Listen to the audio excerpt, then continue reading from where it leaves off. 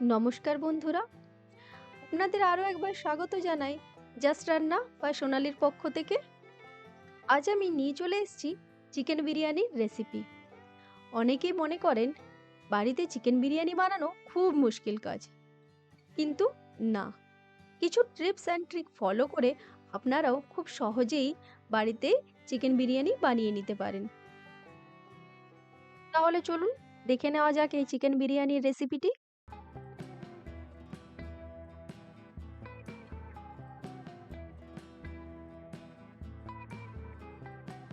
এই চিকেন বিরিয়ানি বানানোর জন্য আমি এখানে নিয়ে নিয়েছি 1 কিলো চিকেন। আমি এখানে 1 কিলো চিকেনের বিরিয়ানি বানাবো, সেই হিসেবেই সব ইনগ্রেডিয়েন্টগুলো নিয়ে নিয়েছি। আপনারা আপনাদের হিসেব অনুযায়ী নিয়ে নেবেন। এখানে চিকেনের পিসগুলো একটু বড় বড় সাইজের নিয়ে নিতে হবে। তাহলে চলুন এটাকে প্রথমে ম্যারিনেট করে নিই। এর জন্য আমি এখানে নিয়ে নিয়েছি 1 চা চামচ রসুন বাটা, 2 চা চামচ আদা বাটা আর 3 চা চামচ কাঁচা লঙ্কা বাটা। এই তিনটেকে আপনি একসাথেও বেটে নিতে পারেন, আমি আলাদা আলাদা এখানে ব্যবহার করেছি।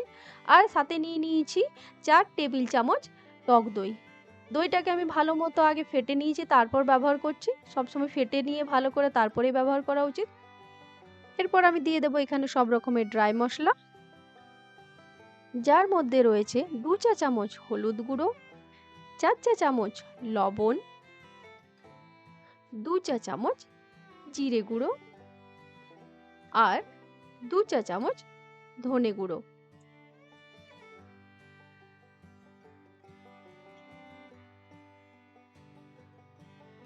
আর এখানে আমি নিয়ে নিয়েছি 5 চা চামচ বিরিয়ানি মশলা। এই বিরিয়ানি মশলাটা আমার বাড়িতে বানানো। মার্কেটে ইজিলি আপনারা পেয়ে যাবেন বিরিয়ানি মশলা, কিন্তু বিশ্বাস করুন এই বিরিয়ানি মশলার যে স্বাদটা, এটা বিরিয়ানিকে একটা অন্য মাত্রায় নিয়ে যায়। এর যে ফ্লেভারটা, এটা বিরিয়ানির স্বাদকে আরও যেন বাড়িয়ে দেয়। তাহলে আপনারা অবশ্যই দেখে নিতে পারেন এই বিরিয়ানি মশলার রেসিপিটি আমার চ্যানেলে।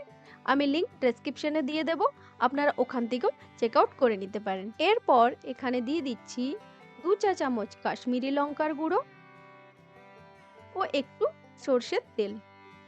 তাহলে চলুন এটাকে আগে ভালো করে ম্যারিনেট করে নিই। আর হ্যাঁ, এই চিকেনটাকে আমি ম্যারিনেট করে 4-5 ঘন্টার জন্য ফ্রিজে রেখে দেব।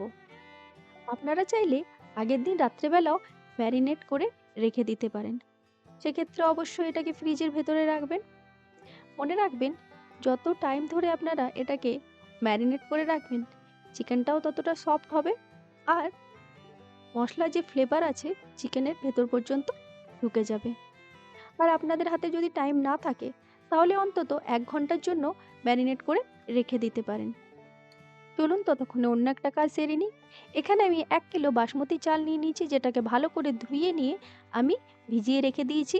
30 থেকে 45 মিনিটসের জন্য আমি এখানে চালটিকে ভিজিয়ে রেখে দেব।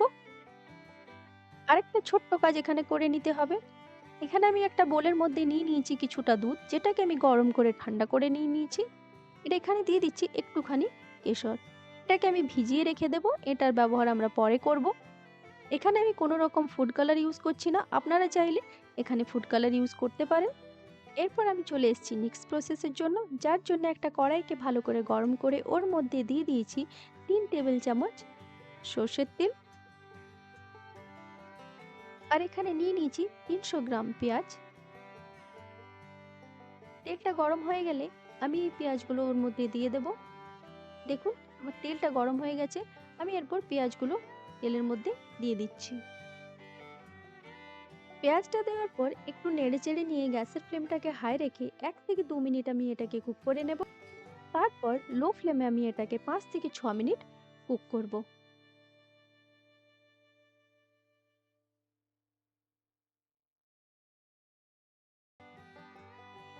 দেখুন 5 থেকে 6 মিনিট পর পেঁয়াজের কালারটা কিভাবে চেঞ্জ হতে স্টার্ট হয়েছে। আর এই কালারটা যখনই গোল্ডেন ব্রাউন কালারের হয়ে যাবে, তখনই আমাদের পেঁয়াজটা কিন্তু ডান হয়ে যাবে।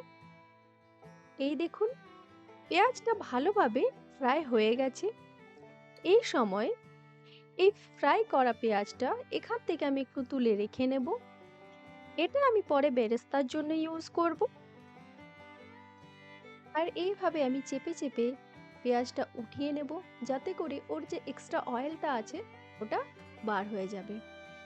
আর তারপর আমি রেখে নেব একটা ট্রের উপরে, আর এই ট্রের উপরে আমি রেখে দিয়েছি কয়েকটা টিস্যু, যাতে ওর যে এক্সট্রা অয়েলটা আছে ওটা শুষে নেয়।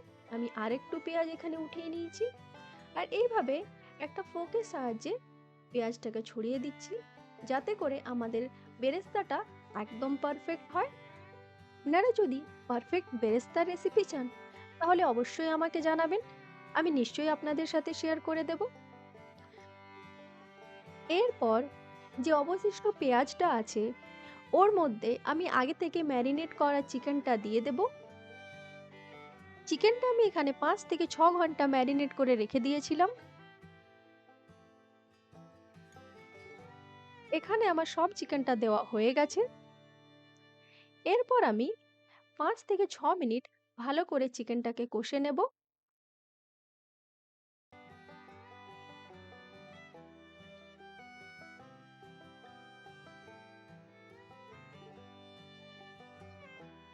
মিনিট পর দেখুন কিভাবে চিকেন থেকে জল ছাড়তে শুরু হয়ে গেছে। এই অবস্থায় আমি গ্যাসের ফ্লেমটা একদম লো করে দেব, আর এটাকে আমি ঢাকা দিয়ে রান্না করে নেব। মনে রাখবেন, আমাদের কিন্তু এক্সট্রা কোনো জল দিতে হবে না। আমরা চিকেনটাকে 5-6 ঘন্টা ম্যারিনেট করে রেখেছিলাম, যার জন্য চিকেনটা এমনিতেই সফট হয়ে গেছে। আর এখানে যে এক্সট্রা জলটা বার হচ্ছে ওটাতেই আমাদের পুরো চিকেনটা কুক হয়ে যাবে। আফটার 20 মিনিটস আমি এখানে একবার চেক করে নেব চিকেনটা হয়েছে কিনা। হ্যাঁ, এখানে আমার চিকেনটা 80% কুক হয়ে গেছে। এরপর আমি যখন এটাকে দমে রাখবো তখন এটা পুরোপুরি কুক হয়ে যাবে। তাহলে চলুন এবার আমি বিরিয়ানির জন্য রাইসটা বানিয়ে নিই।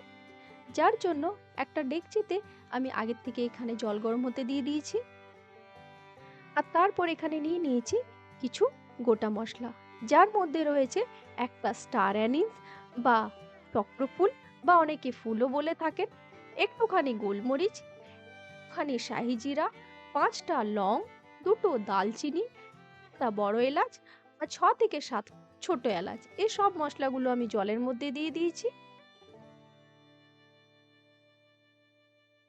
এরপর আমি এখানে দিয়ে দিচ্ছি 4 চা চামচ লবণ ও একটুখানি সাদা তেল।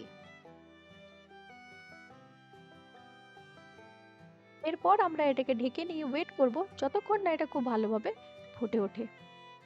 যেই একবার জলটা ভালোভাবে ফুটে উঠবে তারপরেই আমরা আমাদের আগে থেকে ভিজিয়ে রাখা ওই চালটা এর মধ্যে ছেড়ে দেব। রাখবেন, ভালোভাবে এই জলটা না ফুটলে কিন্তু কখনোই চালটা দেবেন না, সেক্ষেত্রে কিন্তু আপনার চালটা কখনোই খুলবে না। এরপর আমি এখানে দিয়ে দেব কয়েক ফোঁটা লেবুর রস। এই লেবুর রসটা দেওয়ার কারণ এটাই যে আমাদের ভাতটা হবে ঝুরঝুরে ও সাদা ধবধবে। এরপর আমি এটাকে ঢেকে নিয়ে 5 মিনিট মতো কুক করে নেব। তাহলে চলুন দেখি 5 মিনিট পর। এই দেখুন, আমাদের কিন্তু এখানে বিরিয়ানি রাইসটা 80% কুক হয়ে গেছে। এর থেকে বেশি কুক কিন্তু আমি করব না, তার কারণ এটা যখন আমি দমে রাখবো তখন অটোমেটিকলি 100% কুক হয়ে যাবে। তাহলে এই রাইসটা আমি এখান থেকে ছেঁকে একটা অন্য পাত্রে বের করে নিচ্ছি।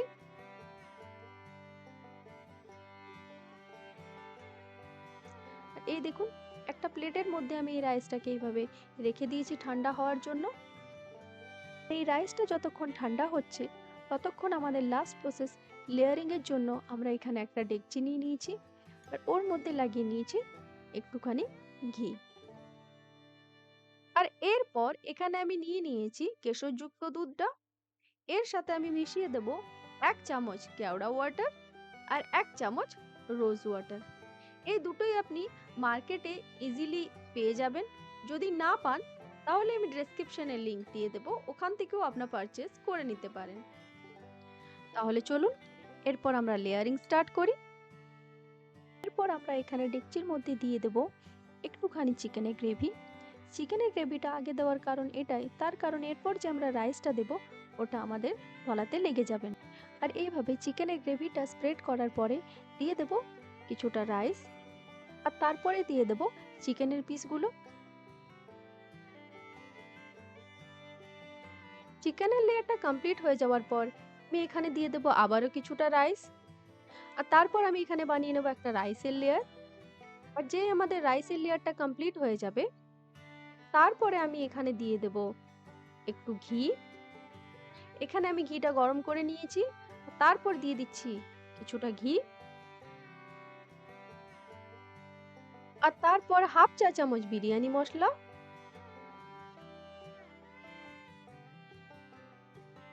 একটুখানি নুন। তারপর দিয়ে দিচ্ছি এখানে কিছুটা কুচনো ধনেপাতা, কুচনো পুদিনা পাতা। আর তার সাথে দিয়ে দিচ্ছি আমি এখানে 4-5টে কাঁচা লঙ্কা। আর এখানে নিয়ে নিচ্ছি আমি আমাদের কেশরযুক্ত দুধ, ওটাও আমি এখানে 4-5 চামচ দিয়ে দেব। আর তারপর আমি এখানে দিয়ে দিচ্ছি বেরেস্তা, ওটাকেও আমি এইভাবে ছড়িয়ে দেব। আমাদের এখানে ফার্স্ট লেয়ার কমপ্লিট হয়ে গেছে। এখানে আমরা বানিয়ে নেব সেকেন্ড লেয়ার। তার জন্য আমরা আগের যে প্রসেসগুলো ফলো করেছি সেম প্রসেস আবারও ফলো করব এখানে আমরা। লাস্টে আমার যে বেঁচে থাকা বেরেস্তাটা ছিল ওটাও এইভাবে আমি ছড়িয়ে দিলাম। আর যে কেশরযুক্ত দুধটা ছিল ওটাও আমি এইভাবে ঢেলে দিলাম। এখানে কিন্তু আমার লেয়ারিং কমপ্লিট হয়ে গেল। এরপর আমি একটা অ্যালুমিনিয়াম ফয়েল নিয়ে ডেকচির মুখটাকে ভালো করে সিল করে দিলাম। আপনারা চাইলে আটা মেখে নিয়েও ভালো করে এইভাবে আটকে দিতে পারেন। আর তারপর এইরকম একটা প্লেট নিয়ে আমি ওর মুখটাকে আটকে দিলাম। এইটা কিন্তু আমার ডেকচির জন্য পারফেক্ট প্লেট। এভাবে ঢাকা দিলে আর কোনো স্টিম বাইরে বেরিয়ে যাবে না। এরপর আমি এটাকে দমে বসিয়ে দেব। আর তার জন্য আমি একটা তাওয়াকে আগের থেকে ভালোভাবে গরম করে নিয়েছি। আর তারপর ডেকচিটা আমি তাওয়ার মধ্যে বসিয়ে দিলাম। আর এইভাবে গ্যাসের ফ্লেমটাকে হাই রেখে আমি 5 মিনিট এখানে দম দিয়ে দেব। আর তারপর গ্যাসের ফ্লেমটাকে একদম লো করে নিয়ে 10 মিনিট দম দিয়ে দেব। টোটাল এখানে আমাকে 15 মিনিটের জন্য দম দিয়ে দিতে হবে। 15 মিনিট পর গ্যাসের ফ্লেমটাকে অফ করে দেব। তারপর প্রায় আরো 15 থেকে 20 মিনিট এই গরম তাওয়ার উপরেই ডেকচিটাকে বসিয়ে রাখতে হবে। তাহলে চলুন প্রায় আধ ঘন্টা পর আমি আপনাদের খুলে দেখাচ্ছি কেমন হয়েছে বিরিয়ানিটা।